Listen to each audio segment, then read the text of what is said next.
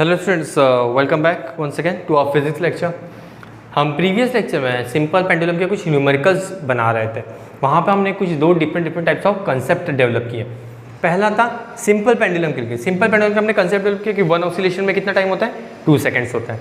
उसके बाद हम आए सेकेंड कंसेप्ट में, that was directly proportional inversely proportional to √g। ठीक है, अब हम तीसरा न्यूमेरिकल करते हैं। ठीक है, अब ये देखो क्या होता है। A simple pendulum is made up by suspending a Bob of mass 500 ग्राम। ठीक है, अब क्वेश्चन के गिवन देखते हैं। गिवन क्या कह रहा है? गिवन ये कह रहा है a bob is made up of mass of 500 gram. तो मास दे दिया, चलो मास 500 ग्राम। ठीक है, 500 ग्राम का मास दे दिया। बाय स्ट्रिंग ऑफ लेंथ दे दी है 1 मीटर। लेंथ हमें गिवन है 1 मीटर। देखो मैं गिवन कैसे निकाल रहा हूँ, एक लाइन पढ़ रहा हूँ और गिवन बना रहा हूँ। Calculate its time period at the place with G दिया है, जी इज 10 मीटर पर सेकेंड स्क्वायर। और क्या पूछ रहे हैं मुझसे? Time period. ओके, समझ में आया? मेरा अप्रोच देख रहे हो? टाइम पीरियड अप्रोच देखो न्यूमेरिकल के लिए। आप बहुत सारे लोगों का डाउट है कि सर हमें न्यूमेरिकल्स नहीं आते, कैसे करेंगे? न्यूमेरिकल से डर लग रहा है। डरने की बात ही नहीं, सबसे ईजी न्यूमेरिकल्स होते हैं। ईजी क्यों होता है? बिकॉज उसका गिवन क्वेश्चन में होता है, टू फाइंड क्वेश्चन में होता है, हमें सिर्फ सॉल्व करना है। इस वैल्यू को लेकर हमें सॉल्व करना है। अब क्वेश्चन आंसर आप कहते हो सर क्वेश्चन आंसर ईजी होते हैं। अरे उसमें तो लर्न करना पड़ता है ना, बहुत सारा आपको याद रखना पड़ता है, क्या लिखा था, कैसे लिखा था। यहाँ पे तो याद भी नहीं करना है, उन्होंने ये पहले से देखे रखा है। देखो स्टैटिस्टिक वैल्यू पहले से दे दी, मास दे दिया, लेंथ दे दिया, एक्सेलरेशन ड्यू टू ग्रेविटी। क्या बचा है? कुछ नहीं बचा है भाई, टाइम पीरियड निकालना है सिर्फ। अब टाइम पीरियड के लिए आप तो बहुत होशियार हो गए, टाइम पीरियड का आपको फॉर्मूला पता ही चल गया। क्या होता है सर? टाइम पीरियड का फॉर्मूला लर्न हो चुका है सर। 2π ऐसे आंख बंद करके लिख सकते हैं, ये देखो सर लिख लिया, हाँ है ना। टाइम पीरियड का फॉर्मूला सर यू लर्न हो गया, यू। ऐसे आप बोलो सर टाइम पीरियड का T = 2π√L/g आ गया। देखो फास्ट, सो फास्ट। अब देखो अब क्या करना है, टाइम पीरियड निकालना है, वैल्यू पुट करनी है। ठीक है, तो टाइम पीरियड के लिए हम वैल्यू पुट करेंगे तो क्या कैसे बनेगा? T = 2। अब यहाँ पे पाई आपका चॉइस, 22/7 के लिए 3.14, मैं 3.14 करता हूँ। √L दिया है क्या? अरे हाँ दिया है, 1। जी दिया है, हाँ दिया है सर, 10 दिया है। ठीक है, 10 दिया है सर। अब क्या करेंगे, इसे सॉल्व करते हैं। 2 इसको मल्टीप्लाई कर देते पहले, ये हो जाएगा 8, 2 और 6.28 इंटू √1/10। हाँ है ना, समझ में आ गई चीज़ें? अब इसका स्क्वायर रूट निकालोगे 1/10 का। 1/10 का स्क्वायर रूट कैसे निकालते सर? बहुत ईजी है। 9 का स्क्वायर क्या होता है? सॉरी 3 का स्क्वायर क्या होता है? 9। तो 10 3 से ज़्यादा है, मतलब 3 पॉइंट समथिंग होगा, हाँ है ना। 3 पॉइंट समथिंग के आसपास इसका स्क्वायर आएगा।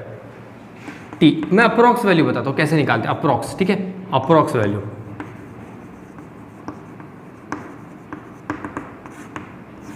हम अप्रॉक्स वैल्यू सीखेंगे। ठीक है, कि 10 का स्क्वायर, अब 10 का सर स्क्वायर रूट तो आता ही नहीं हमें। ठीक है, 10 का स्क्वायर रूट नहीं आता है, चलो नहीं आता है।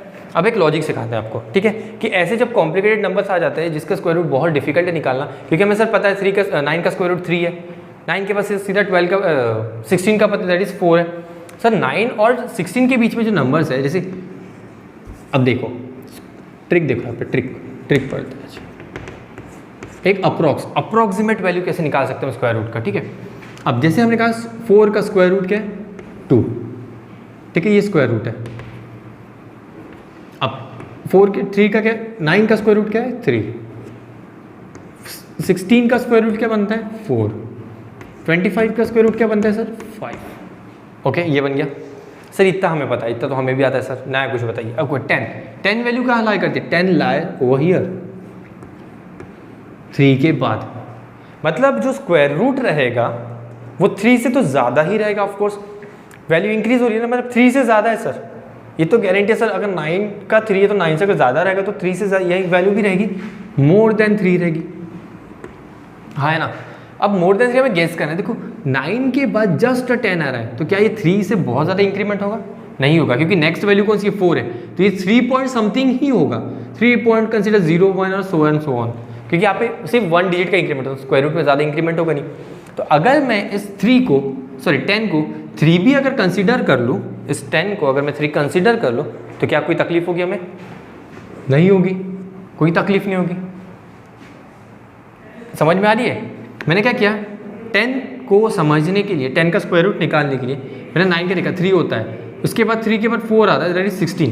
अब 10 कैसे निकालना है? 10 सर 3 से ज़्यादा रहेगा, पर सर ज़्यादा डिफरेंस नहीं है 9 और 10 के बीच, तो सर यहाँ पे भी कोई ज़्यादा डिफरेंस नहीं है, नेग्लिजिबल अमाउंट का डिफरेंस रहेगा।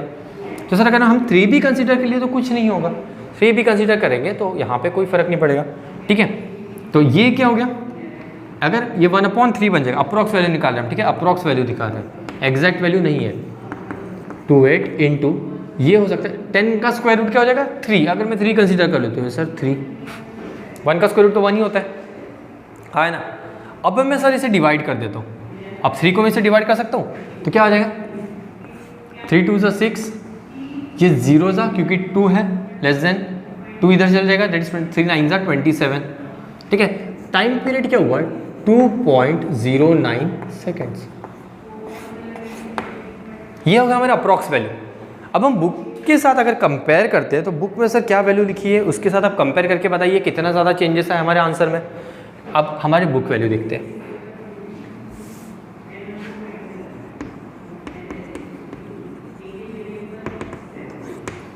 बुक की वैल्यू जब आप कैलकुलेट करोगे तो कैसा है, यहाँ पे बुक में गिवन है 3 = 3.2.6 से इंटू ये 1/,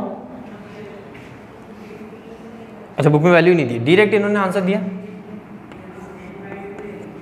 आंसर गिवन है 1.99 सेकेंड्स। 1.99 सेकेंड को सर मैं अप्रोक्स 2 लिख सकते हैं, 2 सेकेंड सर, अप्रोक्स 2 सेकेंड तो लिख ही सकते हैं सर, 1.99 है, अप्रोक्स 2 सेकेंड लिख सकते हैं। तो देखो कितना डिफरेंस है 0.9 और यहाँ पे 0.0, मतलब 0 सेकेंड डेसिमल में चेंजेस है। तो हमारा जो अप्रोक्स वैल्यू है ये 2.09 है, एक्चुअल वैल्यू 1.99 है, तो हार्डली 0.9 सेकेंड्स का डिफरेंस है।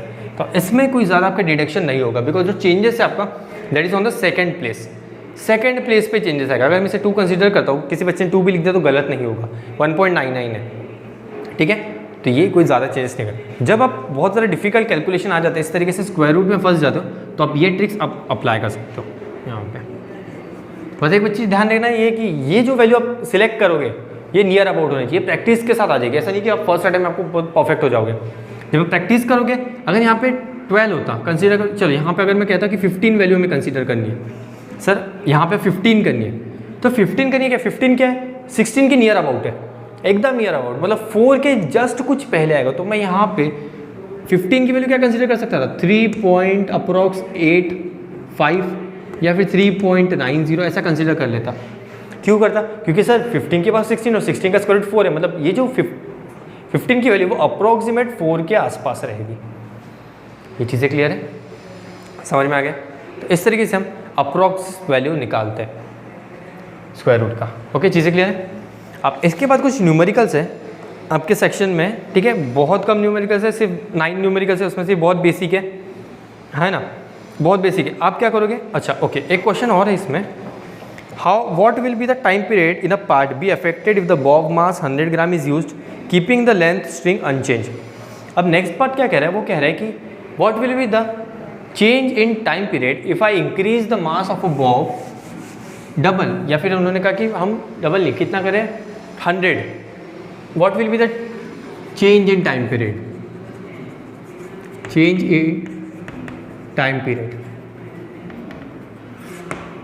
चेंज इन टाइम पीरियड क्या होगा, if I decrease mass of bob to 500 to अब 100 ग्राम कर दिया, कोई भी चेंजेस आएगा नहीं आएगा, बिकॉज क्या हुआ, हमने थ्योरी में अभी जस्ट थोड़ी देर पहले कि factor that are not affecting factor, non affecting factors were mass and amplitude. मतलब अगर इस क्वेश्चन में ऐसा कहते हैं कि एम्पलीट्यूड जो था वो 4 सेंटीमीटर था, अब हमने एम्पलीट्यूड कर दिया 6 centimetre, what will be the difference in time period, कोई डिफरेंस नहीं रहेगा। क्यों नहीं रहेगा, बिकॉज एम्पलीट्यूड और मास आप कितना भी चेंज कर लो इस बॉब का या फिर स्प्रिंग का, आपके टाइम पीरियड में चेंजेस नहीं आएगा। ये अभी तक हम यही तो पढ़ रहे थे, यही तो हमने कंसेप्ट डेवलप किया है, हाँ है ना, चीज़ें समझ में आ गई। मास और एम्पलीट्यूड आप चेंज करोगे तो भी आपका टाइम पीरियड में कोई चेंजेस नहीं आएगा। टाइम पीरियड में चेंजेस कब आएगा आप बताओ, आपको तो पता होगा टाइम पीरियड में कब चेंजेस आएगा, चेंजेस कब आएगा, चेंजेस तब आएगा जब लेंथ और एक्सेलरेशन ड्यू टू ग्रेविटी में चेंज होगी। मतलब अगर सर आप लेंथ चेंज करोगे तो ऑफकोर्स इसका टाइम पीरियड चेंज होगा। सर इसका acceleration due to gravity change करो तो ऑफकोर्स इसका टाइम पीरियड चेंज होगा। सर सिर्फ ये 2 फैक्टर है जिसमें टाइम पीरियड चेंज होता है, ये फैक्टर्स में टाइम पीरियड चेंज नहीं होता है। चीज़ें समझ में आ रही हैं? हाँ है ना? सभी तरीके के कंसेप्ट हमने बना लिए, हमने सीख लिया उनको अप्लाई कैसे करना है। अब आपका जो वर्क रहेगा उस वर्क में आप ये सॉल्व करोगे, एप्लीकेशन करोगे, और नहीं आता है तो आप तुरंत हमसे पूछोगे। चीज़ें क्लियर है? चलो ओके, थैंक यू।